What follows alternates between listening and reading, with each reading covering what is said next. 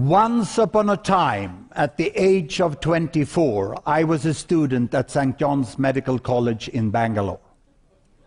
I was a guest student during 1 month of a public health course, and that changed my mindset forever. The course was good, but it was not the course content in itself that changed the mindset. It was the brutal realization the first morning that the Indian students were better than me. You see, I was a study nerd. I loved statistics from a young age, and I studied very much in Sweden. I used to be in the upper quarter of all courses I attended, but in St. John's, I was in the lower quarter. And the fact was that Indian students studied harder than we did in Sweden. They read the textbook twice, or 3 times, or 4 times. In Sweden, we read it once, and then we went partying. and that, to me, that personal experience was the first time in my life that the mindset I grew up with was changed. And I realized that perhaps the Western world will not continue to dominate the world forever. And I think many of you have the same sort of personal experience. It's that realization of someone you meet that really makes you change the ideas about the world. It's not the statistics, although I try to make it funny. And I will now, here on stage, try to predict when that will happen, that Asia will regain its dominant position as the leading part of the world, as it used to be over thousands of years. And I will do that by trying to predict precisely at what year the average income per person in India and China will reach that of the West. And I don't mean the whole economy, because to grow an economy of India to the size of UK, that's a piece of cake with 1 billion people. But I want to see when will the average pay, the money for each person per month in India and China, when will that have reached that of UK and the United States? But I will start with the historical background, and you can see my map if I get it up here, you know. I will start 1858. 1858 was a year of great technological advancement in the West.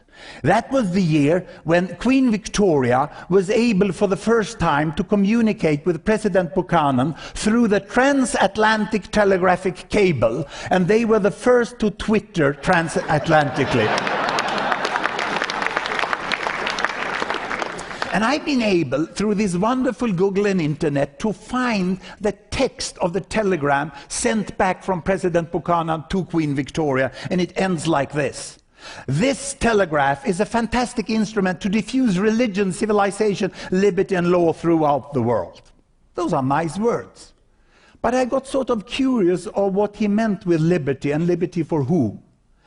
And we will think about that when we look at the wider picture of the world in 1858, because 1858 was also a watershed year in the history of Asia. 1858 was the year when the courageous uprising against the foreign occupation of India was defeated by the British forces, and India was up to 89 years more of foreign domination. 1858 in China was the victory in the Opium War by the British forces. And that meant that foreigners, as it said in the treaty, was allowed to trade freely in China. It meant paying with opium for Chinese goods. And 1858 in Japan was the year when Japan had to sign the Harris Treaty and accept trade on favorable condition for the US. And they were threatened by those black ships there that had been in Tokyo Harbor over the last year. But Japan, in contrast to India and China, maintained its national sovereignty. And let's see how much difference that can make. And I will do that by bringing these bubbles back to a gapminder graph here, where you can see each bubble is a country. The size of the bubble here is the population. On this axis, as I used to have income per person in comparable dollar, and on that axis I have life expectancy, the health of people. And I also bring an innovation here. I have transformed the laser beam into an ecological, recyclable version here in green India. And we will see, you know, look here, 1858, India was here, China was here, Japan was there, United States and United Kingdom was richer over there, and I will start the world like this. India was not always like this level. Actually, if we go back into the historical record, there was a time hundreds of years ago when the income per person in India, China was even above that of Europe. But 1850 had already been many, many years of foreign domination, and India had been deindustrialized. And you can see that the countries who were growing their economy was United States and United Kingdom, and they were also by the end of the century getting healthy. And Japan was starting to catch up. India was trying down here. Can you see how it starts to move there? But really, national sovereignty was good for Japan, and Japan is trying to move up there. And at the new century, you know, health is getting better, United Kingdom, United States, but careful now, we are approaching the First World War, and the First World War, you know, will see a lot of deaths and economical problem here. United Kingdom is going down, and now comes the Spanish flu also, and then after the First World War, they continue up, still under foreign domination and without sovereignty. India and China is down in the corner. Not much has happened. They have grown their population, but not much more. In the 1930s now, you can see that Japan is going to a period of war with lower life expectancy, and the Second World War was really a terrible event, also economically for Japan, but they did recover quite fast afterwards, and we are moving into the new world. And 1947, India finally gained its independence, and they could raise the Indian flag and become a sovereign nation, but in very big difficulties down there. And in 1949, we saw the emergence of the modern China in a way which surprised the world. And what happens? What happens after independence? Here you can see that the health started to improve.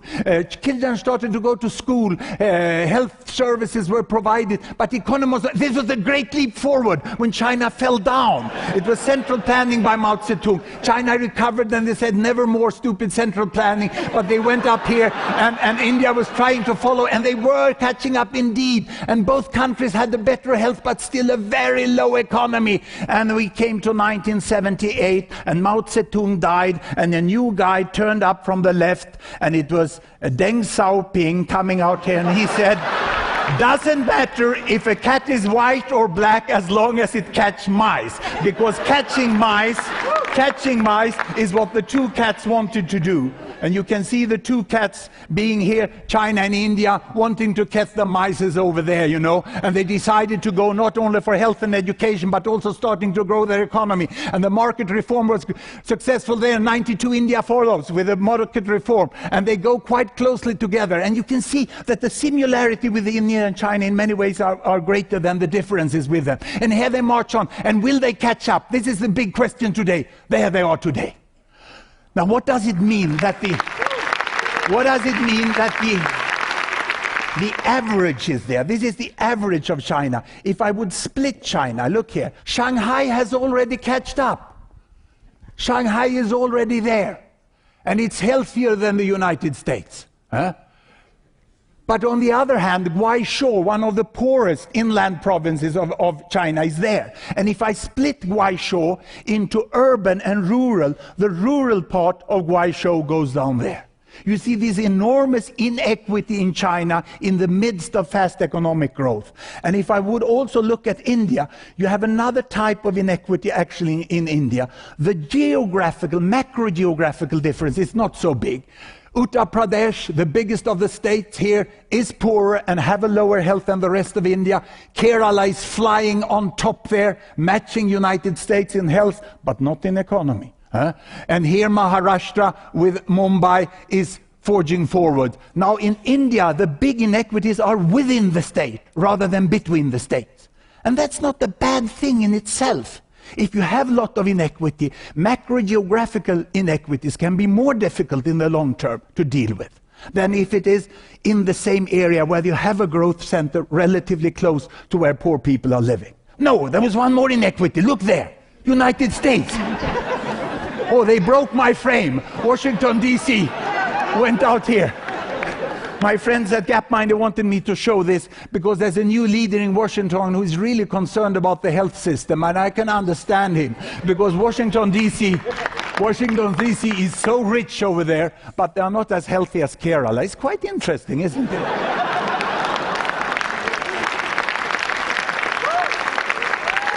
I can see a business opportunity for Kerala helping fix the health system in the United States. Now, here we have the whole world. You have the legend down there. And when you see the two giant cats here pushing forwards, you see that in between them and ahead of them is the whole emerging economies of the world, which Thomas Friedman so correctly called the flat world. You can see that in health and education, large part of the world population is putting forward, but in Africa and other parts, as in rural Guizhou in China, there are still people with low health and very low economy. We have an enormous disparity in the world, but most of the world in the middle are pushing forwards very fast. Now, back to my projections. When will it catch up? I have to go back to a very conventional graph. I will show income per person on this axis instead. Poor down here, rich up there, and then time here. From 1858, I start the world, and we shall see what will happen with these countries. You see, China under foreign domination actually lowered their income and came down to the Indian level here, whereas UK and United States is getting richer and richer, and after the Second World War, United States is richer than UK. But independence is coming here, growth is starting, economic reform, growth is faster, and with projections from IMF, you can see where you expect them to be in 2014. Now the question is, when will the catch-up take place? Look at the United States. Can you see the bubble? The bubbles of, not my bubbles, but the financial bubbles. That's a dot-com bubble. This is the Lehman Brothers doorstep there. You see, it came down there. And it seems as this is the Northern Rock coming down there, you know. So they doesn't seem to go this way, these countries. They seem to go in a more humble growth way, you know. And people interested in growth are turning their eyes towards Asia. I can compare to Japan. This is Japan coming up. You see, Japan did it like that. We add Japan to it. And there is no doubt that fast catch-up can take place. Can you see here what Japan did? Japan did it like this until full catch-up, and then they follow with the other high-income economies. But the real projections for those ones, I would like to give it like this. Can be worse, can be better. It's always difficult to predict, especially about the future. Now, a historian tells me it's even more difficult to predict about the past, but I think I'm in a difficult position here. Inequalities in China and India, I consider really the big obstacle. Because to bring the entire population into growth and prosperity is what will create a domestic market, what will avoid social instability, and which will make use of the entire capacity of the population. So social investments in health, education, and infrastructure and electricity is really what is needed in India and China. You know the climate. We have great international experts within India telling us that the climate is changing and actions has to be taken. Otherwise, China and India would be the countries most to suffer from climate change. And I consider India and China the best partners in the world in a good global climate policy. But they ain't going to pay for what others who have more money have largely created, and I can agree on that. But what I'm really worried about is war. Will the former rich countries really accept a completely changed world economy and a shift of power away from where it has been the last 50 to 100 to 150 years back to Asia? And will Asia be able to handle that new position of being in charge of being the most mighty and governors of the world? So always avoid war, because that always pushes human beings backward. Now, if these inequalities, climate and war can be avoided, get ready for a world in equity, because this is what seems to be happening. And that vision that I got as a young student, 1972, that Indians can be much better than Swedes, is just about to happen. And it will happen precisely the year 2048, in the later part of the summer, in July, more precisely the 27th of July.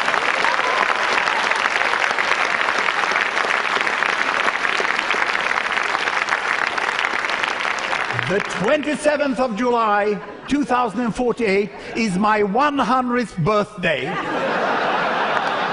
And I expect to speak in the first session of the 39th TED India. Get your bookings in time. Thank you very much.